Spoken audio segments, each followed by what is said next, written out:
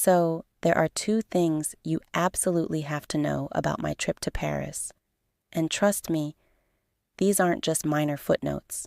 They're the entire plot. 1. I was there to mend a heart that felt like it had been run over by a very large, very indifferent Parisian bus. And 2, I somehow, inexplicably, ended up sharing a bed with a complete stranger. And the craziest part of it all, the part that still makes me shake my head and smile, it was, without a doubt, the best thing that could have possibly happened to me. I know. It sounds like the opening line of a B-list rom-com, doesn't it? Like something straight out of a movie where the meet cute is so contrived it's almost offensive. But I swear on every single flaky, buttery pain au chocolat I devoured that week, and believe me, there were many, every single word of this story is true. And trust me, I'm still pinching myself. Let's rewind a bit, shall we? To the dark ages, approximately 3 weeks before this Parisian adventure began. 3 weeks earlier, my life had imploded, not with a bang, but with the whimper of a FaceTime call from my now ex-boyfriend. Over FaceTime. Can you believe the audacity? 2 years of my life, 2 years of shared dreams, inside jokes, and meticulously planned futures, all dissolved into pixelated oblivion. He delivered the blow with the emotional detachment of someone ordering takeout, citing the classic, "I just don't see a future" line. What I actually heard, however, was a cruel, mocking echo. Enjoy the future alone, in the most romantic city on earth, because you're still going. You see, we were supposed to leave for Paris together the very next month. It was his grand Christmas gift to me, 4 nights in a tiny Marais studio, complete with a postcard perfect view of Notre Dame. Non-refundable, of course, because life loves a good cosmic joke. For exactly 48 hours after that FaceTime massacre, I cried. I ugly cried. I binge-watched sad movies and ate my weight in questionable takeout. But then, a switch flipped. A very specific, mildly unhinged millennial switch. I did what any self-respecting, recently dumped woman with a non-refundable trip to Paris would do. I changed the Airbnb reservation from his name to mine. Then, just for good measure, I booked an extra night because, honestly, why the hell not? And I made a solemn vow to myself. I would absolutely, positively not waste a single croissant crumb of that trip mourning him. Not one. I was going to reclaim Paris, and by extension, reclaim myself. Spoiler alert, though, I ate a lot of croissants. And yeah, I also ate my words. But more on that later. The flight over was, thankfully, uneventful. I snagged a window seat, convinced myself that the plastic wine was perfectly acceptable, and settled in for 2 episodes of Emily in Paris. I know. But sometimes you just need something gloriously cheesy to distract you from the gaping hole in your heart. I cackled so loudly at Emily's ridiculous antics that the sweet French grandma next to me actually leaned over and asked, in heavily accented English, if I was all right. I just smiled, nodded, and pretended I hadn't just accidentally snorted rosé out my nose. I landed at 7 in the morning, Charles de Gaulle Airport still foggy with the promise of a new day, smelling faintly of jet fuel and, to my newly optimistic nose, possibility, I felt a surge of something akin to courage. "You got this, Vanessa," I whispered to myself, dragging my oversized suitcase onto the RER train into the city. I told myself I was fearless, a lone wolf, an independent woman ready to conquer Paris. That illusion lasted precisely until I tried to navigate the cobblestone streets of the Marais. I dragged my suitcase so aggressively that one of its wheels snapped off with a pathetic little squeak, sending my luggage lurching dramatically and nearly taking out a mime who was, predictably, just standing there, judging me silently. By the time I finally located the building, a charming, albeit brutal, fifth-floor walk-up with no elevator, obviously. I was sweating through my coat, my hair was a wild mess, and I was frantically rehearsing every single French apology I knew, just in case I had to explain why I'd assaulted a street performer with my broken luggage. The key was exactly where the host had promised, tucked away in a small lockbox beside the heavy wooden door. My heart hammered with a mix of exhaustion and anticipation. I fumbled with the code, the tiny click echoing loudly in the quiet hallway. I turned the key, pushed the door open with a triumphant sigh, and stopped dead in my tracks. Because there, standing in what could only be described as a postage stamp-sized kitchen, was him, a man, a very tall, very handsome man. He was wearing nothing but low-slung sweatpants, his dark bedhead curls a glorious mess, and his eyes, oh, his eyes, were the color of a stormy Seine river on a moody autumn day. He looked as startled as I felt, maybe even more so. My first coherent thought, after the initial surge of pure, unadulterated shock, was a panicked internal debate.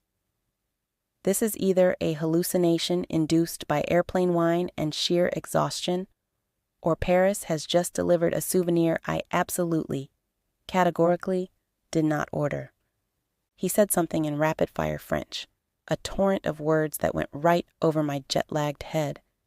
The only word I caught was désolé, which, even in my bewildered state, I knew meant sorry. I blinked, trying to process, then switched to my panic-fueled English, waving my key like a white flag of surrender. "Hi, sorry, this is my Airbnb?" He blinked back, his stormy eyes widening slightly, then pointed a long, elegant finger at a printed sheet of paper lying on the counter. My gaze followed, and my stomach plummeted faster than that broken wheel on my suitcase. Same booking dates. Same confirmation code. Different names. Double booked. In the city of love, you expect roses, romantic strolls along the Seine, maybe the distant, melancholic strains of an accordion. What you absolutely do not expect is to find a half-naked stranger holding your reservation like a winning lottery ticket, effectively claiming your tiny Parisian sanctuary. We stood there, frozen in a tableau of mutual bewilderment, for what felt like an eternity, a full 3 Mississippis, maybe even 4. The silence stretched, thick and heavy, until he finally cracked. A slow, crooked smile spread across his face, infuriatingly cute and disarmingly charming. "I guess we have a problem," he said, his English carrying a soft, melodic accent. Understatement meets century. I mumbled, still processing the surreal situation. My immediate logical reaction was to do the only thing I could think of. I called the host, straight to voicemail, twice. I tried again. Still voicemail. Then I emailed. The auto-reply pinged back almost immediately. Out of office until January 6th. Perfect. Just absolutely perfect. The universe, it seemed, had wholeheartedly subscribed to the YOLO School of Customer Service, leaving me stranded with a handsome stranger and a broken suitcase. He offered, very politely, to find a hotel, which, for some inexplicable reason, only made the situation feel worse. It was the gentlemanly thing to do, but I was too tired, too heartbroken, and too stubborn to accept. I countered perhaps a little less politely that he should be the one to leave, seeing as I had already hauled a broken suitcase, along with 5 flights worth of existential dread, up to the 5th floor. We were at an impasse. So, we settled on the most democratic approach we could think of: caffeine. If we were going to solve this cliché of a problem, we were going to need coffee. Coffee strong enough, I hoped, to dissolve my bitterness and his charming smile. There was a tiny cafe directly downstairs, just a stone's throw from our shared predicament. It was smoky, bustling, and run by a formidable woman who called everyone Sherry, with equal parts affection and exasperation. He ordered 2 espressos in flawless rapid-fire French. I, still reeling and completely out of my depth, managed a wobbly "un café, s'il vous plaît," which surprisingly earned me an approving nod from the Sherry woman and a complimentary Madeleine. We perched on creaky wicker chairs, each squeak a testament to my nervous energy, and I finally allowed myself to look at him properly. He had cheekbones that could probably slice brie, a tiny, almost imperceptible scar tracing through one dark eyebrow, and forearms dusted with ink-black hair. Great. Just great. The universe had double-booked me with an Armani model. My luck, right? He introduced himself first. Lucas, 29. An architect originally from Lyon, but currently living in Berlin. He was in Paris for a week, he explained with a wry grin, to remember why I like buildings more than people. I couldn't help but laugh, a genuine, surprised bark that escaped before I could censor it. He grinned back, like he'd just won a small internal victory. I told him my name, my job, social media manager for a boutique fitness studio, and, yes, I absolutely despise the phrase influencer ecosystem. Thank you for asking. And then, with a sudden surge of honesty, I blurted out the raw truth. I came here to forget a guy who forgot me first. His stormy eyes softened, losing their playful glint for a moment. He just looked at me, really looked at me, and then, his voice a low murmur, he said, "Then let's not give him the satisfaction of ruining your first morning." Said Sam. Back upstairs, still buzzing from the potent coffee and the unexpected intimacy of our shared honesty, we were determined to coexist peacefully until the host finally answered, surely by tonight, tomorrow at the very latest. The flat, as I'd already discovered, was quaintly Parisian, which is a polite way of saying it was tiny. 1 bed, a fold-out couch that looked older than the Eiffel Tower itself, and a bathroom door that didn't quite close all the way. Lucas, ever the gentleman, gallantly claimed the couch. I, gallantly, pretended I wasn't secretly disappointed. Sharing a studio with a stranger is awkward enough. Sharing a studio with a stranger who looks like he stepped right out of a Netflix holiday special? That's advanced awkward.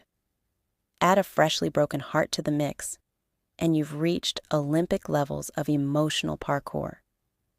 We sat down, somewhat stiffly, to establish ground rules. Because, boundaries. Clothes stay on, obviously. The bathroom door stays mostly closed. Headphones are mandatory for any late-night Netflix binges. He asked if I snored. I, feeling daring, asked if he talked in his sleep. We both lied and said no, a silent agreement to preserve what little dignity we had left. The air was thick with unspoken tension, a strange mix of apprehension and a reluctant curiosity. That first afternoon, needing to escape the suffocating proximity and the buzzing awareness of Lucas's presence, I took myself to the Louvre. Heartbreak, I figured, love's company, and Mona Lisa's famously enigmatic smirk felt like as good a companion as any. I wandered the vast halls, trying to lose myself in art, but my mind kept drifting back to the stormy-eyed stranger in my Airbnb. I sent a slightly manic selfie to my best friend, captioning it, "Still alive, still petty." Her immediate reply was a single all-caps directive. "Please do not fall in love with the hot Berlin architect." I promptly sent back the vomiting emoji, a fervent promise to myself that I was absolutely, positively not going to fall in love. I was going to look at art, drink wine, maybe buy an impractical scarf, and come home emotionally exfoliated, a new woman. That was the plan. When I returned that evening, the tiny apartment was quiet. Lucas was hunched over the small table, sketching, headphones firmly in place, glasses perched on his nose. Architectural lines sprawled across the page, a complex, almost constricting pattern. He looked up, pulled one earbud out, and asked, his voice low and warm, "How was Mona?" I shrugged, trying to sound nonchalant. "She still hasn't fixed her bangs." He laughed, a deep, rumbling sound that did something weird to my chest, a little hop-skip that I immediately blamed on the 5 flights of stairs. We ordered falafel from the famous place in the Marais, eating straight from the paper containers, and split a bottle of Côte du Rhône that, astonishingly, cost less than a metro ticket. Somewhere between bite number 3 and glass number 2, the conversation shifted. The polite small talk dissolved, replaced by something deeper, more intimate. We talked about our worst heartbreaks, the kind that leave scars you can still trace on cold nights. We talked about childhood dreams, the ones that had been crushed and the ones that still flickered. We talked about the way certain cities felt like mirrors, reflecting parts of ourselves we hadn't known were there. He told me lines smelled like bakeries and sounded like his grandmother humming a lullaby. I told him my hometown smelled like eucalyptus and sounded like my dad's old Mustang backfiring. We even traded shameful Spotify playlists, his full of angsty 2000s punk, mine mortifyingly full of Disney ballads. The best part? He didn't mock me. Much. He just smiled, a soft, knowing smile, and admitted he had a secret soft spot for Under the Sea. Bedtime arrived like an awkward relative at Thanksgiving, bringing with it a fresh wave of self-consciousness. He unfolded the couch with practiced ease, the springs groaning in protest. I folded myself under the duvet on the bed, trying desperately not to notice how incredibly good he smelled. A clean, intoxicating mix of soap, graphite from his pencils, and something else, something that smelled suspiciously like possibility. I closed my eyes and, in a desperate attempt to distract myself, started counting my ex-boyfriend's flaws, like sheep, until I finally drifted off to sleep. It was a long list. Day 2 started with rain. Not just a gentle drizzle, but aggressive, torrential rain that felt almost personal, as if Paris itself was weeping for my romantic woes. I woke to the sound of Lucas on the phone, his voice a frustrated mix of French and German, all exasperation. The host had finally answered, he explained after hanging up, running a hand through his already disheveled hair. A blown boiler in the building. Every other unit in the neighborhood was booked solid. No alternative accommodation until the weekend. Translation: we were officially roommates for the next 4 nights. He looked at me, a silent question in his stormy eyes, like I was a sudden, unexpected plot twist in his meticulously planned trip. "I can leave," he offered again, his voice softer this time.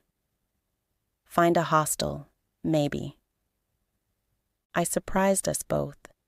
Maybe it was the relentless rain, maybe the lingering jet lag blurring my judgment, or maybe it was the sharp memory of my ex's last text, "Hope you understand."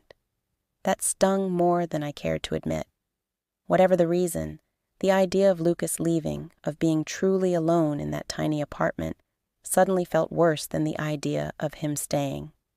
"Stay," I heard myself say, the word firm, surprising even me. "We'll make it work."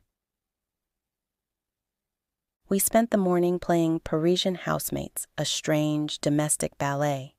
He made surprisingly good coffee.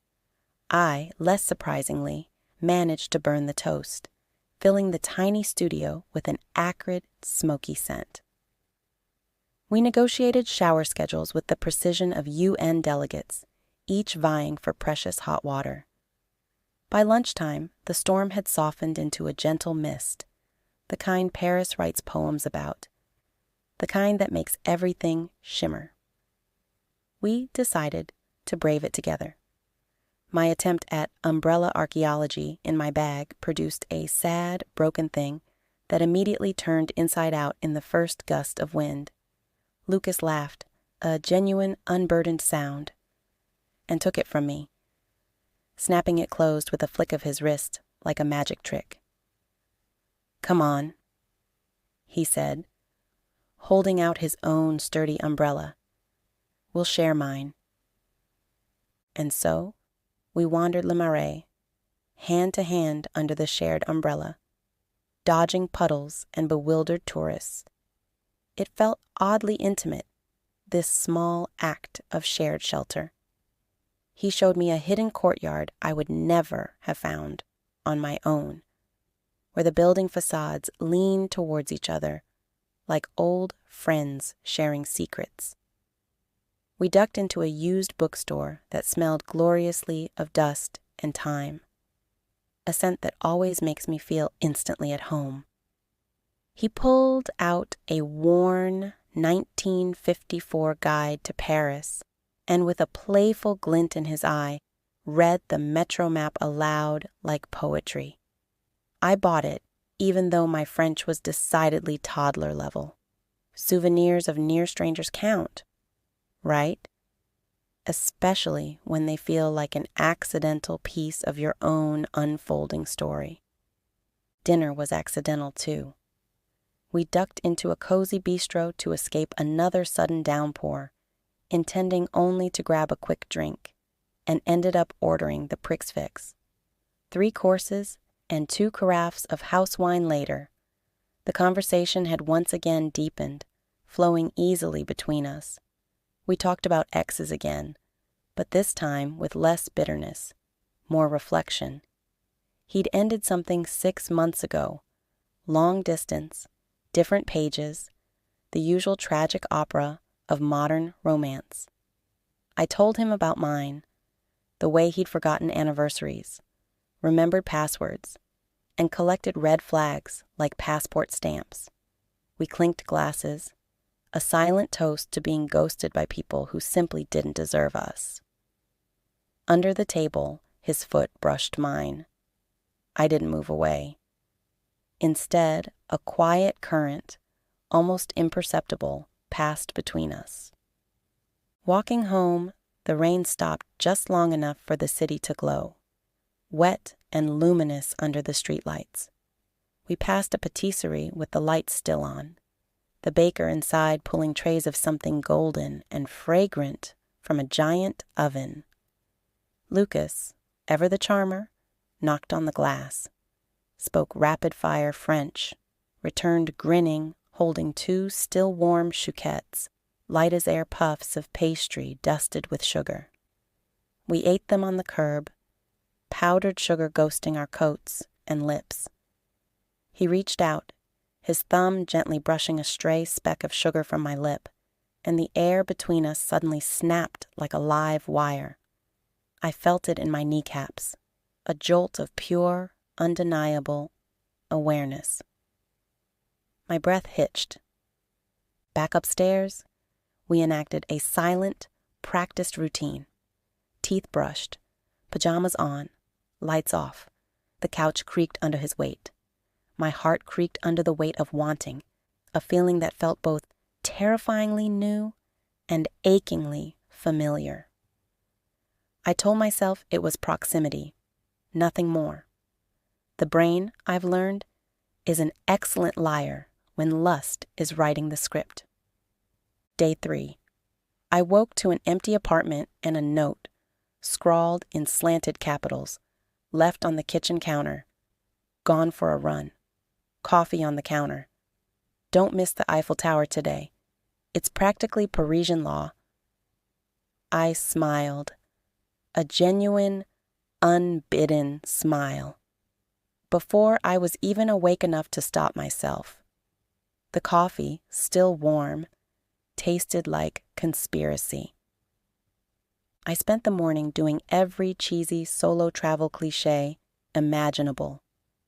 I wandered Montmartre, losing myself in the labyrinthine streets, bought a perfectly crispy crepe from a street cart, and watched an artist paint Notre Dame from the wrong bank of the Seine. I took 1,000,000 photos, none of which I sent to my ex. Progress, I realized, smells like Nutella and feels a lot like freedom. I was doing this. I was actually doing this.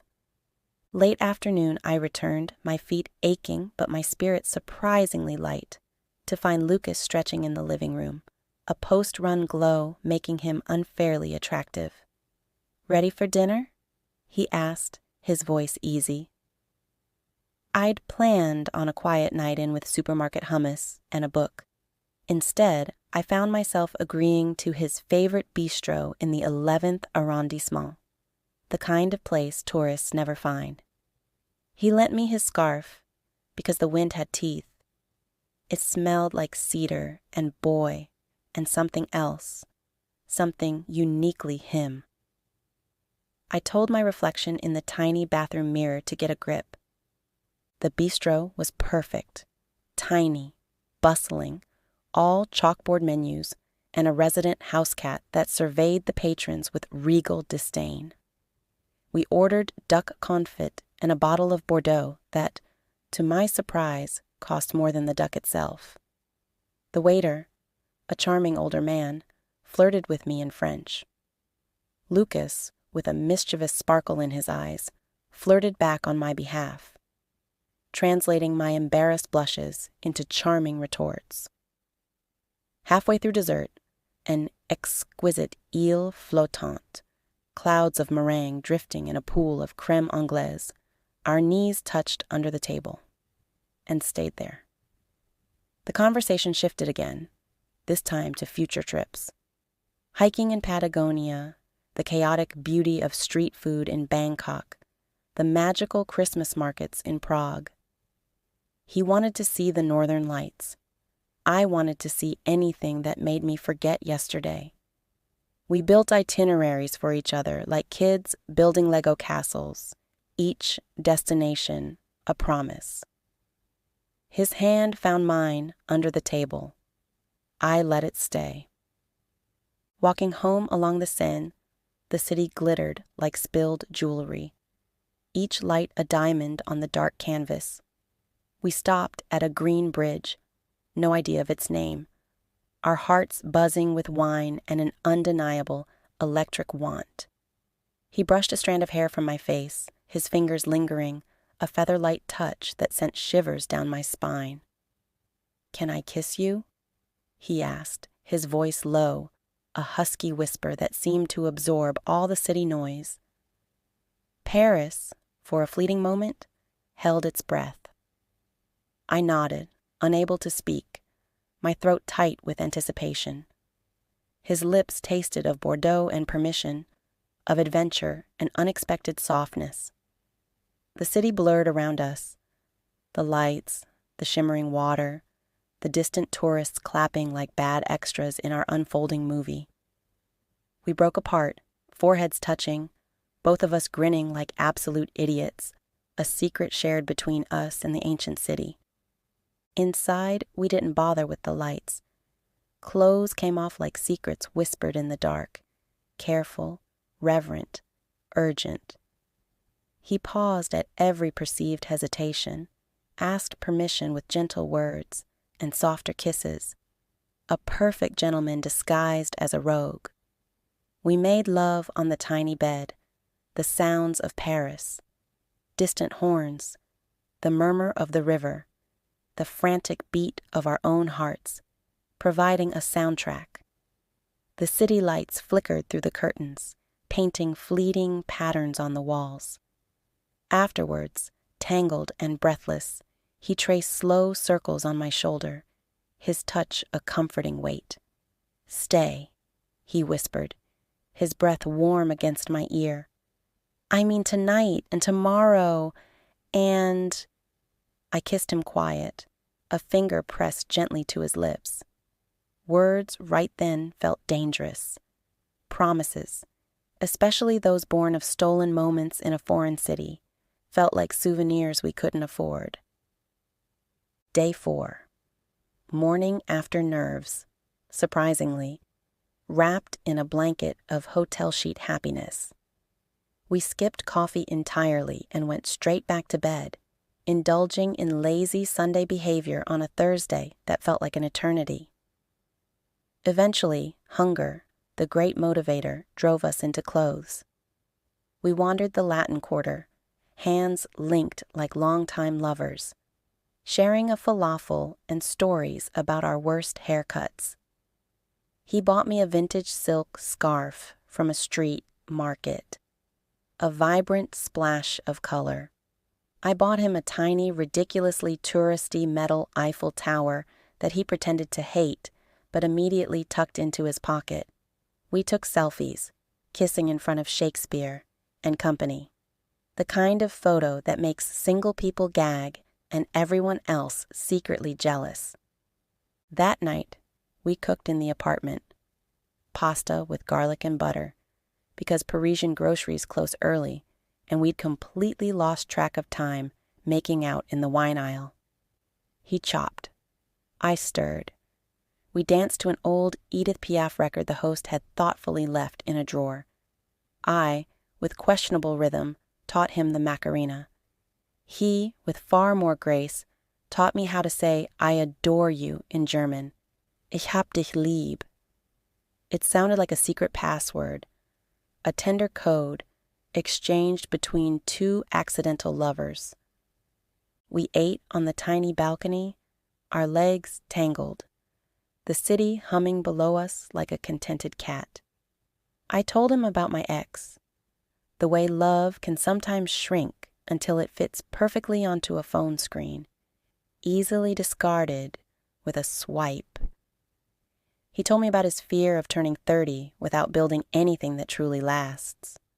We promised, stupidly, beautifully, recklessly, that some things do last, even if cities don't always stay the same, even if people move on.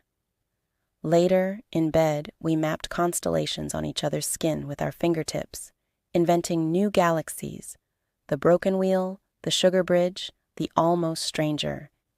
Each name a whispered memory, a moment captured. Day 5. Departure. His flight was at noon, mine at 3. We woke early, made love slowly, deliberately, as if time itself was optional, a luxury we could afford to waste. We packed in silence, our hearts heavy with 1,000 unsaid things. He offered to share a cab to the airport. I demurred, saying I needed a moment alone to say goodbye to Paris. It was code, of course, for "I'm terrified that if we ride together, I'll ask you to miss your plane. And neither of us needs that kind of regret." He kissed my forehead, a tender, almost reverent touch, as if it were something fragile. Danke, he whispered against my skin, the German word a soft caress. I walked him to the door, watched him disappear down the 5 flights of stairs. We exchanged numbers, promised to text, promised to meet again, promised nothing and everything all at once. He left. The apartment, suddenly empty, felt colder than the January air outside. I cried. Not the messy, heartbroken sobs of 3 weeks prior, but a quiet, wistful kind of crying, my face buried in the scarf he'd lent me, now imbued with his scent. Then, like a good guest, like a woman reclaiming her dignity, I folded it neatly on the couch. I cleaned the kitchen meticulously, wiped the counters until they gleamed, took out the trash. And on the windowsill, beside the tiny metal Eiffel Tower he'd pretended to hate, I left a small note. For the next stranger, may your heart stay unbroken. V. Airport security felt like waking from a dream I wasn't ready to leave. I pulled out my phone and texted him, still taxiing. Can't stop thinking about your horrible Macarena. 3 dots appeared, disappeared, then appeared again. His reply came almost instantly. Boarding now. Can't stop thinking, period. I grinned like a maniac, a wide, unhinged smile that made the stewardess passing by stop and ask if I needed water. Back home, real life rushed in with the force of a tidal wave. Unanswered emails, friends demanding every single detail, my ex's accidental like on an old Instagram photo. Lucas and I texted nonstop for a week, then daily, then slower.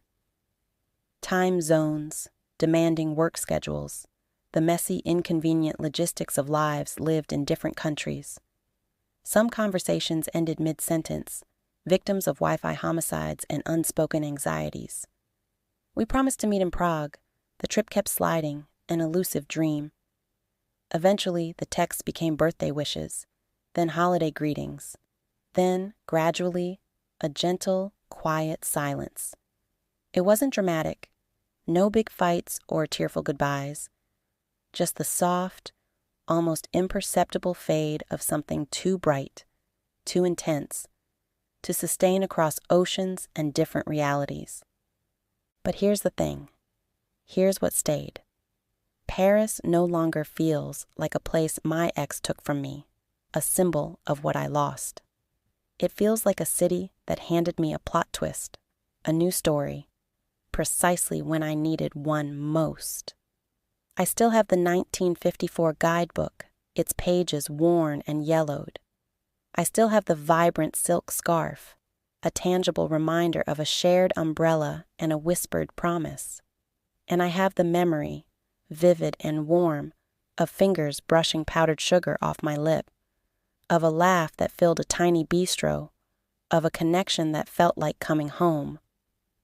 I learned you can mend a broken heart, not just by being alone, but by sharing a bed, a laugh, a city map with someone whose last name you barely know.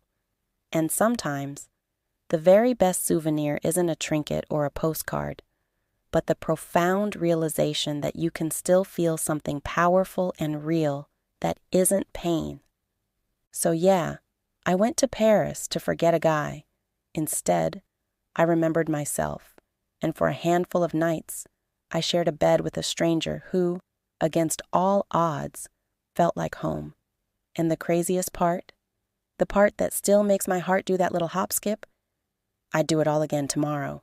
If you've ever had a trip flip your life inside out, if you've had an unexpected encounter that changed everything, tell me below. I read every single comment, and I reply fast, because story withdrawal is a very real thing. Hit like if you believe in accidental roommates, and subscribe for more messy travel romance. Next week, I'm dropping the Prague solo vlog where I almost get adopted by a grandmother on a train. You absolutely do not want to miss it.